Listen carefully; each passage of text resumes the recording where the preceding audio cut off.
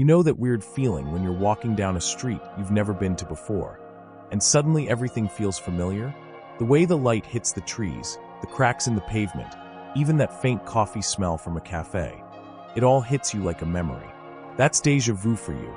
Your brain telling you you've been here before when you know you haven't. But here's where it gets really strange. Imagine finding out that thousands of strangers, people you've never met, are having that exact same moment of recognition about that same street. That's collective déjà vu, and honestly, it makes you question everything we think we know about time, memory, maybe even reality itself. Now, scientists will tell you it's just a brain glitch, some wires crossing in your memory centers. And sure, that explains why one person might have that been here before feeling. But hundreds of people? At the same time, that's when the textbook explanations start feeling a little thin. Here's what's fascinating. This isn't just some modern mystery. The ancient Greeks thought these moments were flashes from past lives.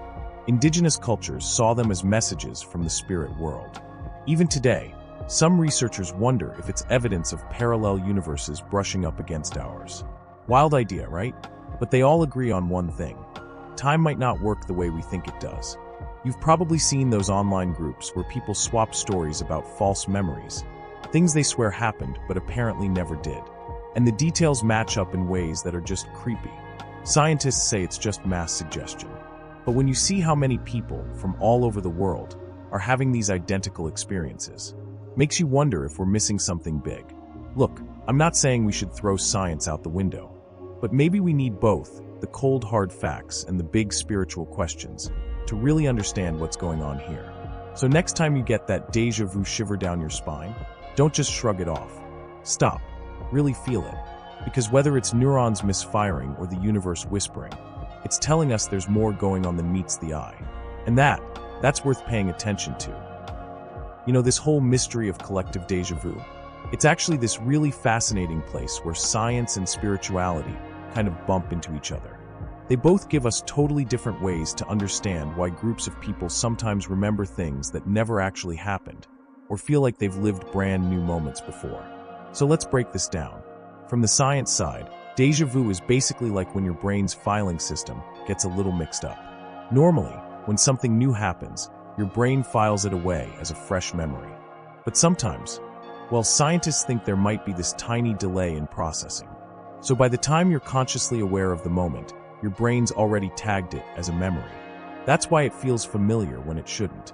And when lots of people experience this together, psychologists say it's probably about false memories spreading through groups, where one person's vivid story can actually shape how others remember things too.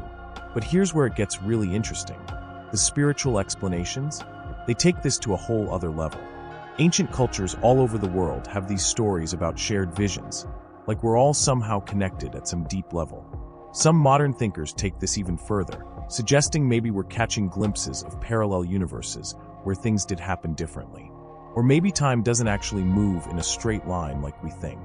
There's also this psychological concept called the collective unconscious, the idea that we all share certain deep memories and symbols without even realizing it.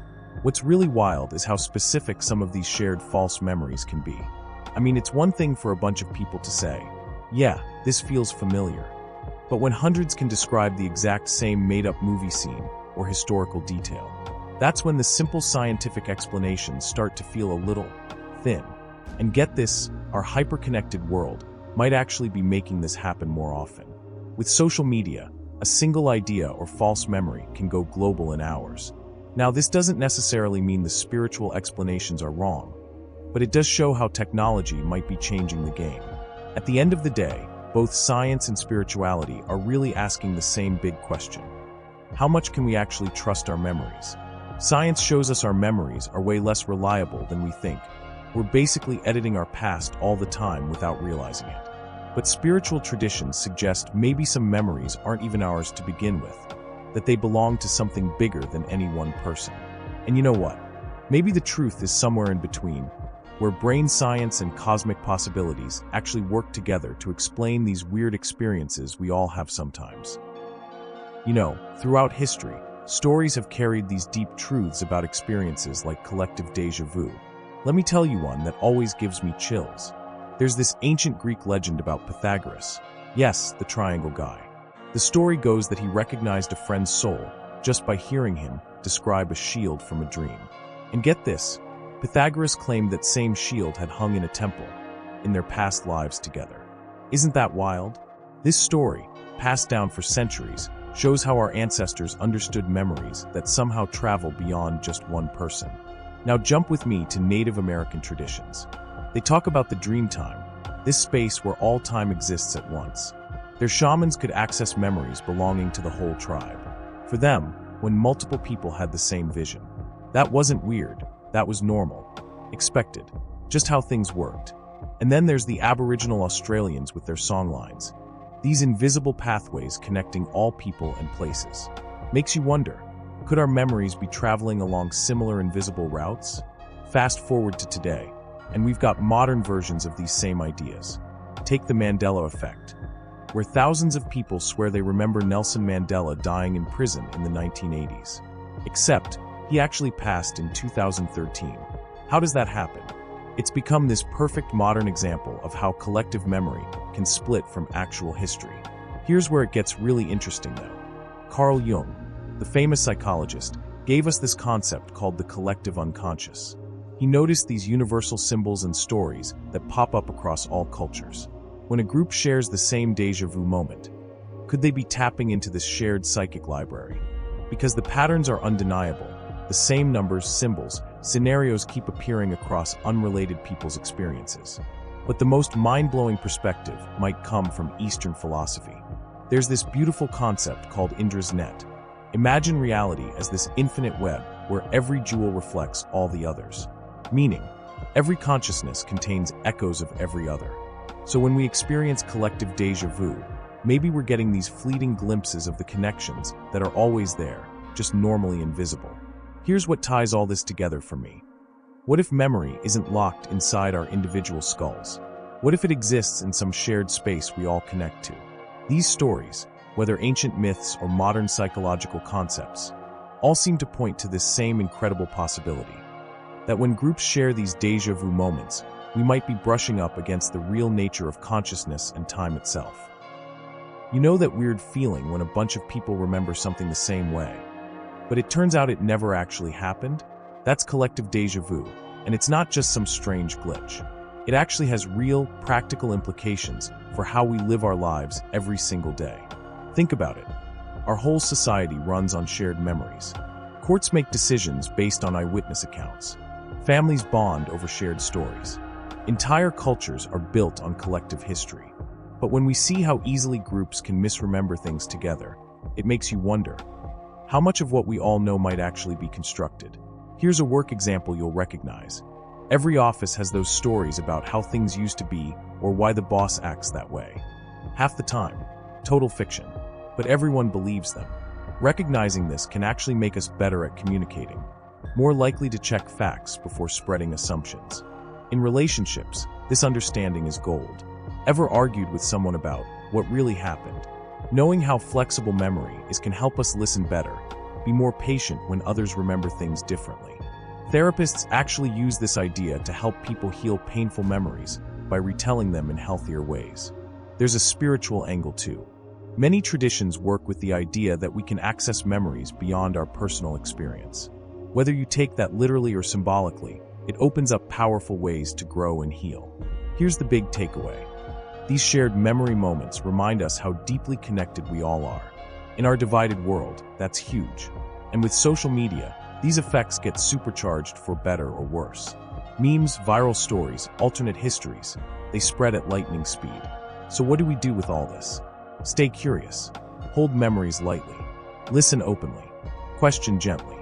When we understand how reality gets constructed in our minds and between us, we can navigate life with more flexibility, more connection, and more peace with the mysteries we can't explain. You know, we're standing at this incredible crossroads where memory, time, and how we connect all come together in ways that'll make you pause. After digging through both hard science and spiritual wisdom, here's the thing about collective déjà vu. It's not just some brain glitch. It's like a secret doorway showing us reality isn't as fixed as we thought. These shared false memories, they're shaking up everything we assumed about how we know things and how we're all tied together. Now the science stuff, your neurons misfiring, memories getting rewritten, ideas spreading like wildfire between people. That keeps us grounded. It's important to stay skeptical. But then you've got these spiritual perspectives talking about collective minds and time that doesn't play by the rules. And honestly, that opens up some mind-blowing possibilities. Here's what I've come to believe. We don't have to choose sides. There's real wisdom in holding both views and letting them balance each other out. What we're really talking about is how human memory works. And spoiler alert, it's not some perfect recording. It's more like we're all collaborating on this living, breathing story that changes as we go. Our memories get shaped by the people around us, the stories we swap, and maybe even, well, forces we can't quite explain yet. And that realization, it changes everything. Suddenly you're a little less sure you're always right, a little more curious when someone remembers things differently, and way more open to life's beautiful mysteries. Think about how this plays out in real life. When your friend swears up and down that something happened differently than you remember, instead of arguing, maybe wonder, could we both be right in our own ways? When you get that spine tingling, I've been here before feeling, don't just brush it off. Ask what it might be trying to tell you. And when you hear about groups sharing these impossible memories, before laughing it off, consider, what human need is this story filling? Now hear me clearly, this isn't about ditching logic for woo-woo.